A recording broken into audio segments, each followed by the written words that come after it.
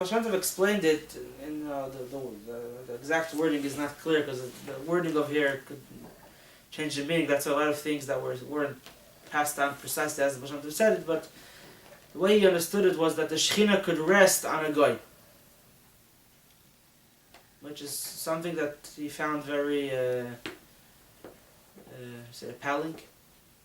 Appalling? Like opposite of appealing. Appalling. He couldn't.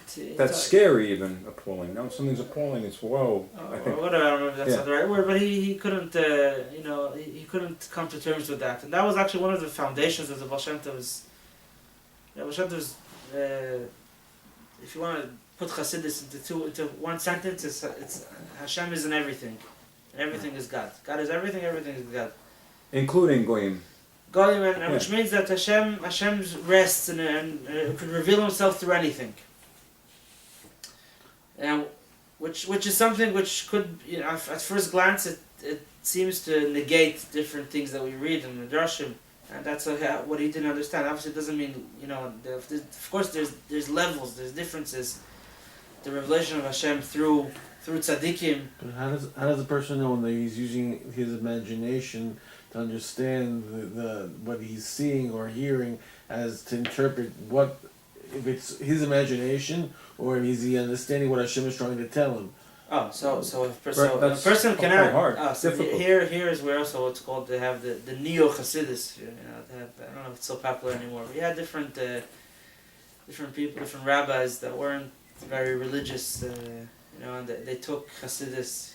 They brought Chassidus out to the world. Mm-hmm. But they took the spirit of Chassidus and they tried to the positivity, the joy, and they left. That Chassidus also means to be very, very religious and very frum, and to do everything what it says in the Shulchan Aruch.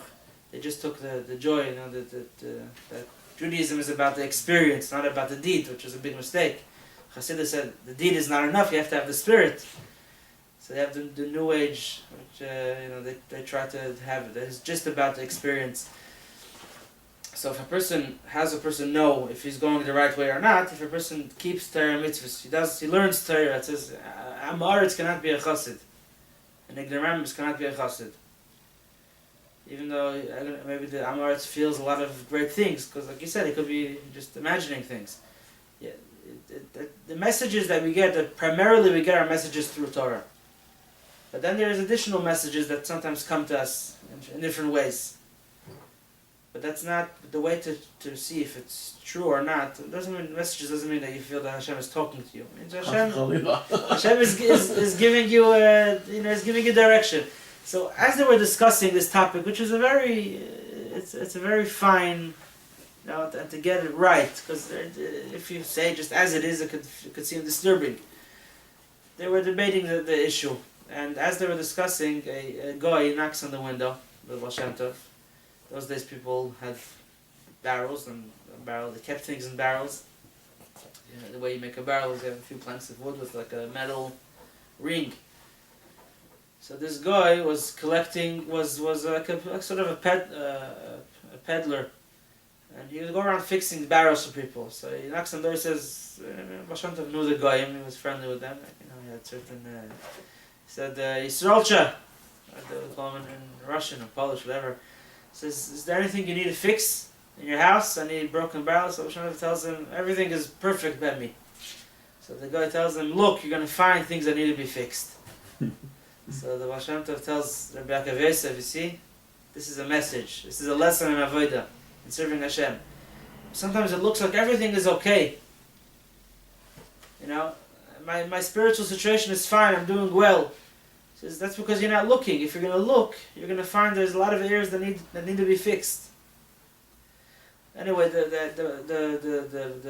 Rabbi Liberow had to leave, and he ended off the conversation. He wasn't convinced. He says, I can't accept this. I can't let you in to help me. No. Oh, this is a discussion. Then he goes. The Baal Shem Tov just uses an example. He says, I can't accept this. So the Baal Shem Tov told him, you can, you don't want to. On the way, you have to go to a wedding, to officiate at a wedding. The wagon breaks, and the Goyish wagon driver asks him to help. So he told him, I can't. So he told him, it's not that you can't, you don't want to. The same words that Ocean Ave just told him half an hour earlier. And that, that tipped the scale, and he realized that the truth of this statement, that Hashem shines through everything. Sometimes even through a goy, obviously not on the same level as through a prophet and through the Torah. We can't use these messages to change anything, God forbid. But it's so the point of it. How can a person feel low? He says you're looking at yourself and you're judging yourself compared to someone else, and that makes you feel good. But there's so much that you have to fix in your own life. That person is dealing with such great struggles, such great hardships, that if you were put through those hardships, you would never be able to overcome them. And you know what? Look at your own. You don't have to deal. Some people, the Yetzer Hara wants to make them sin. Some people's Yetzer Hara wants to make them not do enough, not do as much as they should. Says for him to overcome temptation, he has to fight a fire, a burning fire. The expression is a baker's oven. There's a regular oven and there's a baker's oven. His Yetzer Hara is as hot as a baker's oven. Yeah, and for him to overcome it, it takes a tremendous amount of energy. Are you investing the same energy in praying? You're praying with kavanah, you're having a mind, but are you putting in the same amount of energy that would be required of him to overcome his temptations? For him, it's if he doesn't put in this amount of energy, he's not going to overcome the test. Thank God, you're in a position that if you're not going to pray with 100% excitement, you'll also do a good job. But you're not putting in the same energy that he would have to put in for his minimum. So you're very far from him, and he gives all different examples. And I think we'll leave this for next week. We'll go through the exact cheshbon nefesh. This accounting you're supposed to make, that you want to start comparing yourself to someone else, go ahead. You'll discover that you're actually much less than him. And that's another method to break the spirit of the Yetzer Hara. Yetzer Hara, in this case, the Yetzer Hara is the Yetzer Hara of complacency. You feel so good about yourself. The Yetzer Hara is making you feel so good about what you're doing. You should be doing much more. And I'll just end off with another thought from my great grandfather. There's a discourse of the previous Rebbe that actually was said at the Rebbe's wedding. The Rebbe's wedding, but the anniversary was on Shabbos. A special wedding because it actually, you were here Matzah Shabbos, right? I think so.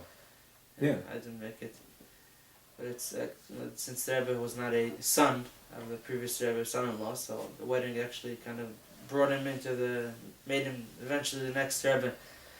So at the wedding, the previous Rebbe said a discourse, and he was discussing someone who's evil, and he just enjoys making other people suffer. Like very, very gruesome description of a bad, evil person. So someone once asked what's why should I learn this? It's not, I'm not the best guy in the world, but I don't take pleasure in making people suffer. Like, why is the Rebbe telling us these things? There's very few people that have to hear it. So he told them, if you look, try to find it within yourself, this cruelty, and if you start with looking for it in a fine way. And a lot of times you look for it in a fine way, you end up finding it, and you end up finding that you have a lot to fix in this area. Sometimes it's just the description makes you feel like you have nothing to do with it, but if you do some soul searching, you'll find a lot that needs to be fixed. But everything always to do it with simcha. Not to be depressed. Sometimes it's just that's also the end of the right. So you could have simcha and be humble at the same time. Yeah. Somehow. Humble and happy that's not the They're not mutually exclusive. They're not. That's less of a problem. More to be bitter and happy at the same time. Right. Is the challenge. That's also possible. But we were saying bitter was okay. Now it'd be bitter. But then what did we say before? Yeah. We'll get back to that from chapter 31. he'll wrap that up. I'm going to be in Eretz Yisrael for the next couple of weeks, so I think in another 3 or 4 weeks I should be back. So Alright, so hopefully we'll join you. Yeah, Mashiach Tzidkenu. Okay, safe trip. When are you leaving? Turn off the either recording. the middle of the week or on Motzei Shabbos. I still haven't bought the ticket yet. So Stop over there. you need anything from Eretz Yisrael? If Mashiach doesn't come with that? The spirit of Eretz Yisrael that gives wisdom. Yeah. You don't have these Israelis that they sell the The, Dead Sea stuff and the Avira Is this the Machtima button is still? bottled. yeah the battle there. You ever saw that? Function is, no, I don't know. It says not available. I tried hitting that play button, but Where is it? maybe it's on the screen, no? Yeah. I tried touching